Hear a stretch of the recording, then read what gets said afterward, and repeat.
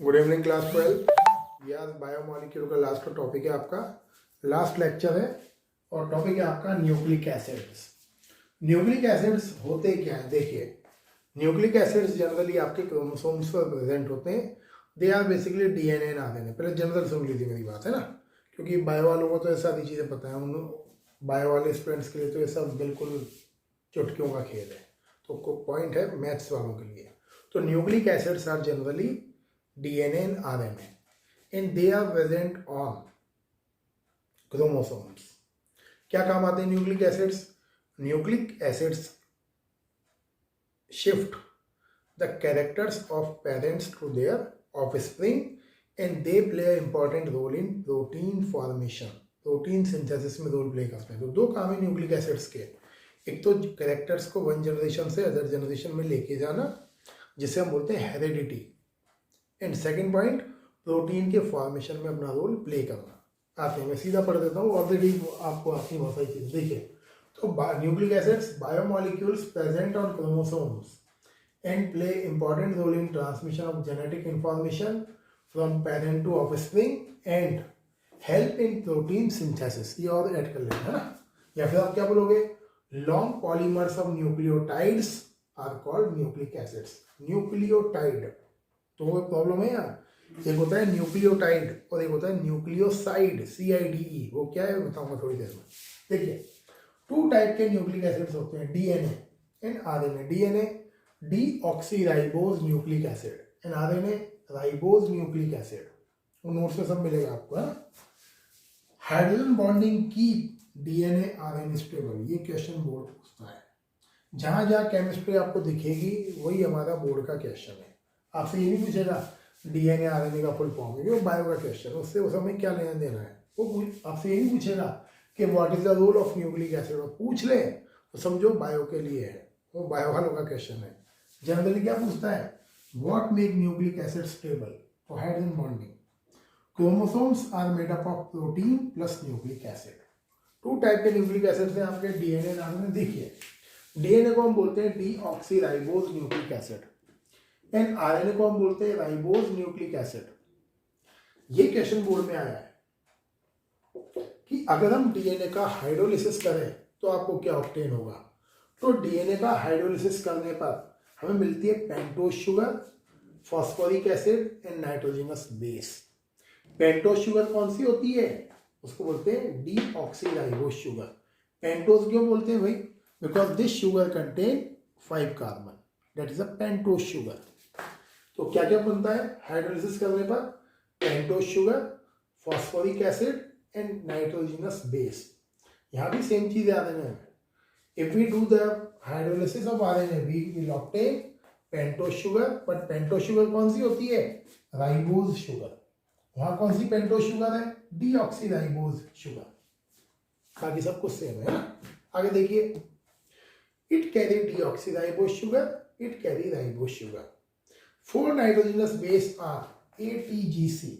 A हमेशा जुड़ता है T से, G हमेशा जुड़ता है C से। अब इन दोनों में क्या डिफरेंस है, यहां इस चीज का डिफरेंस है, यहां T प्रेजेंट है और यहां U प्रेजेंट है। फुल फॉर्म बोलता हूं, E का मतलब होता है एडेनिन, T का मतलब होता है थायमिन, G का मतलब ग्वानिन, C का मतलब साइटोसिन, यू का मतलब यूरेसिल। ये नेम आपको याद करने लिखे मिलेंगे आपको नोट्स में। तो adenine, thymine, guanine, cytosine and uracil. तो ये क्वेश्चन है बोर्ड में, यहां से पूछेगा आपसे, what is the difference between DNA and RNA on the basis of nitrogenous base. Nitrogenous base के पॉइंट पर आप बताइए DNA RNA में क्या डिफरेंस है। तो आपको बोलना है यहाँ ATGC होता है, वहाँ AUGC होता है, and A attach with T, in that case A attach with U। Correct. Next point, double helix structure है, जानते ही हो DNA का स्ट्रक्चर ऐसा होता है, डबल हेलिकल, ऐसा ऐसे। ये क्या है, ये सिंगल हेलिकल स्ट्रक्चर है। It is of only one type, DNA only one type का होता है, जबकि RNA 3 टाइप का होता है। कौन कौन से RNA होते हैं, एक होता है mRNA, एक है tRNA और एक होता है RNA, messenger, transformer and ribosomal. ये जो RNA है वो मिलता है राइबोसोम में, और ये काम करता है प्रोटीन सिंथेसिस का, प्रोटीन को फॉर्म करने का काम करता है आपका RNA। अब ये इतना डिटेल नहीं जाता है, ये तो मुझे थोड़ा बहुत डिटेल पता थी, मैंने आपको बता दी। तो ये है आपके न्यूक्लिक एसिड्स। अब चलते हैं हम न्यूक्लिक एसिड्स की केमिकल स्ट्रक्चर में, जो हमारे सबसे काम की चीज़ है। What is the chemical structure of nucleic acids? देखिए बेटा, न्यूक्लिक एसिड की इंटरनल स्ट्रक्चर क्या है, कैसे आपके डीएनए आरएनए फॉर्म होते हैं। तो सबसे पहले होता है nitrogenous base. Nitrogenous base attach होता है पेंटोज शुगर के C1 कार्बन से। अब पेंटोज शुगर अगर डीएनए तो क्या होगा, डीऑक्सीराइबोज शुगर, और आरएनए तो क्या होगी शुगर आपकी, राइबोज शुगर। सही है। तो नाइट्रोजनस बेस पेंटोज शुगर के C1 कार्बन से अटैच होता है, और इससे जो बनता है उसको बोलते हैं न्यूक्लियोसाइड। अगर आपसे पूछ लें न्यूक्लियोसाइड और न्यूक्लियोटाइड दोनों में क्या डिफरेंस है, तो न्यूक्लियोसाइड किससे बना हुआ है, nitrogenous base in pentose sugar से। अगर न्यूक्लियोसाइड के साथ फॉस्फेट ग्रुप अटैच हो जाए, मतलब क्या क्या लिया आपने, अब नाइट्रोजनस बेस पेंटोज शुगर के C1 कार्बन से, एंड फॉस्फेट ग्रुप किससे जुड़ता है, पेंटोज शुगर के 5th कार्बन से। ये ध्यान रखना, नाइट्रोजनस बेस पेंटोज शुगर के C1 कार्बन से, एंड इसको थोड़ा ढंग से लिख देता हूं, and phosphate group attach with 5th carbon of sugar, and this form nucleotide. तो ये पूछेगा आपसे specially, how does nucleotide form and what that special bond is called. इस बॉन्ड को बोलते हैं फॉस्फोडाइएस्टर बॉन्ड।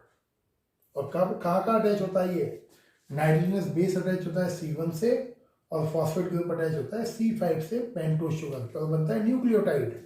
और न्यूक्लियोटाइड के पॉलीमराइजेशन से बनते हैं डीएनए और आरएनए। अब ये देख लीजिए, phosphate group attach with pentose sugar with बेटा बिटवीन लिख दिया मैंने, with 5th carbon of the pentose sugar. मतलब फॉस्फेट ग्रुप पेंटोज शुगर के 5th कार्बन से अटैच है, और नाइट्रोजनस बेस पेंटोज शुगर के C1 कार्बन से अटैच है, and that is called nucleotide. तो न्यूक्लियोटाइड 3 एंटिटीज का कॉम्बिनेशन है, जबकि न्यूक्लियोसाइड ओनली 2 का कॉम्बिनेशन है। तो सबसे पहले बनता है न्यूक्लियोसाइड, उसके बाद बनता है nucleotide, and then comes on category of DNA and RNA. क्या काम आता है डीएनए आरएनए, न्यूक्लिक एसिड सब पढ़ा हुआ है आपका, डीएनए ट्रांसफर, जेनेटिक इंफॉर्मेशन बताया था मैंने आपको, RNA helps in protein synthesis, DNA show self duplication. DNA क्या करता है, अपनी डुप्लीकेशन क्रिएट करता है। तो जैसे जब भी यंग वंस जनरेट होते हैं तो डीएनए की 1 कॉपी मिलती है फादर से, और डीएनए की 1 कॉपी मिलती है मदर से। तो इसको सेल्फ डुप्लीकेशन करके 1 set of copy we transfer to our next generation. इसलिए बोलते हैं कि यंग वंस में कुछ कैरेक्टर्स मदर के होते हैं, कुछ कैरेक्टर फादर के होते हैं। तो ये चीज़ें देखिए, DNA show self duplication and 1 DNA chain is transfer to the daughter cell. DNA fingerprinting, ये क्या है, अगर आपको किसी किलर को पहचानना है, या पेरेंट्स कभी बोल दें आगे जाके, आजकल तो कलयुग है, कुछ भी हो सकता है, पेरेंट्स बोल दें कि आप मेरे बेटे नहीं हो या मेरी बेटी नहीं हो, और प्रूव करना है साइंटिफिकली, तो डीएनए फिंगरप्रिंटिंग बोलती है ईच एंड एवरी मेंबर के डीएनए में नाइट्रोजनस बेस का सीक्वेंस स्पेसिफिक होता है। मतलब जो नाइट्रोजनस बेस होते हैं आपके ATGC, उनके अरेंजमेंट का सीक्वेंस बहुत स्पेसिफिक होता है, बिल्कुल अलग अलग होता है। ऑफकोर्स AT से जुड़ेगा और G और C से जुड़ेगा, बट उनका जो अरेंजमेंट का पैटर्न है वो बिल्कुल यूनिक होता है पर्सन टू पर्सन। उस अरेंजमेंट के पैटर्न को आइडेंटिफाई करके क्रिमिनल्स को आइडेंटिफाई करना, डेड बॉडीज को आइडेंटिफाई करना, this is called DNA fingerprinting. So this was the lesson of biomolecule. इसका मैक्सिमम पार्ट आपके सिलेबस से हट गया है, विटामिन हटे हैं, एंजाइम्स हटे हैं, डाइसैकेराइड, पॉलीसैकेराइड्स ये हट गए। सही है। और किसी को नॉलेज बढ़ाने के लिए पढ़ना है तो आप पढ़ सकते हैं, there is no harm. Okay, then we will start P block element. Thank you and have a nice day.